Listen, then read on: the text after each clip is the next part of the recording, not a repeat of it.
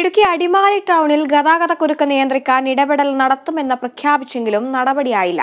Panchayat traffic advisory കമ്മിറ്റിയുടെ യോഗം വിളിച്ചു ചേർത്തെങ്കിലും ഗതാഗത പരിഷ്കരണം അനന്തമായി നീളുകയാണെന്നാണ് ആക്ഷേപം.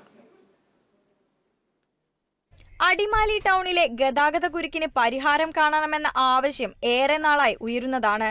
പാർക്കിങ്ങിന് സൗകര്യമില്ലാത്തതും ഉള്ള സ്ഥലങ്ങളിൽ തോന്നും വിധമുള്ള പാർക്കിങ്ങുമാണ് ഗതാഗതക്കുരുക്കിന് പ്രധാന കാരണം. മഴക്കാലം ആരംഭിച്ചതോടെ നഗരത്തിലെ തിരക്കും ഗതാഗതക്കുരുക്കും വർദ്ധിച്ചു. ഗതാഗതക്കുരുക്കഴിക്കാൻ കൃത്യമായ ഇടപെടൽ നടത്തുമെന്ന് അടിമാലി പഞ്ചായത്ത് അധികൃതർ അറിയിച്ചിരുന്നു. വിഷയം ചർച്ച ചെയ്യുന്നതിനായി കഴിഞ്ഞ ദിവസം ട്രാഫിക് അഡ്വൈസറി യോഗവും ചേർന്നു. കമ്മിറ്റിയിൽ വിവിധ പരിഹാര മാർഗങ്ങൾ ഉയർന്നു വന്നിട്ടുണ്ടെന്നും തുടർ നടപടികളുമായി മുന്നോട്ടു പോകുമെന്നുമായിരുന്നു പഞ്ചായത്ത് അറിയിച്ചത്. എന്നാൽ ഇതുവരെ നടപടി സ്വീകരിച്ചിട്ടില്ലെന്നാണ് ആക്ഷേപം. കാൽനടയാത്രക്കാർക്കടക്കം ബുദ്ധിമുട്ട് സൃഷ്ടിച്ചാണ് വാഹനങ്ങൾ പാർക്ക് ചെയ്യുന്നതെന്ന് വ്യാപാരി വ്യവസായി ഏകോപന സമിതി Adimali unit president PM baby പറഞ്ഞു.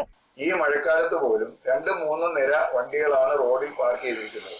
വാഹനങ്ങൾക്ക് അങ്ങോട്ടും ഇങ്ങോട്ടും കടന്നു പോകാൻ, കാൽനടയാത്രക്കാർക്ക് ഫുട്പാത്തിൽ കൂടി പോകാൻ പോലും സാധിക്കാത്ത സാഹചര്യം. അതുപോലെ തന്നെയാണ് വഴിയോര കച്ചവടത്തിന്റെ കാര്യം. വഴിയോര കച്ചവടം അമ്പലപ്പടി മുതൽ പാൽക്കോ പമ്പ് വരെയുള്ളത് അത് ഒഴിവാക്കും എന്ന് അവകാശപ്പെട്ടെങ്കിലും അത് ഇപ്പോഴും നിർബാധം ആളുകൾ തുടരുകയാണ്. നടപ്പാതയിലടക്കം വാഹനങ്ങൾ പാർക്ക് ചെയ്യുന്ന സാഹചര്യവുമുണ്ട്. തിരക്ക് വർദ്ധിച്ചതോടെ വാഹനം ഓടിക്കുന്നതും കാൽനടയാത്രയും കൂടുതൽ ദുഷ്കരമായിട്ടുണ്ട്. വൺ വേ റോഡുകളിലെ നിയമലംഘനങ്ങളും പതിവാണ്. താലൂക്ക് ആശുപത്രി പരിസരം, പോലീസ് സ്റ്റേഷൻ പരിസരം, ബസ് സ്റ്റാൻഡ് ജംഗ്ഷൻ തുടങ്ങിയ ഇടങ്ങളിലാണ് ഗതാഗതക്കുരുക്ക് പതിവായിട്ടുള്ളത്. പഞ്ചായത്ത് ഉടൻ നടപടി കൈക്കൊള്ളണമെന്നാണ് ആവശ്യം.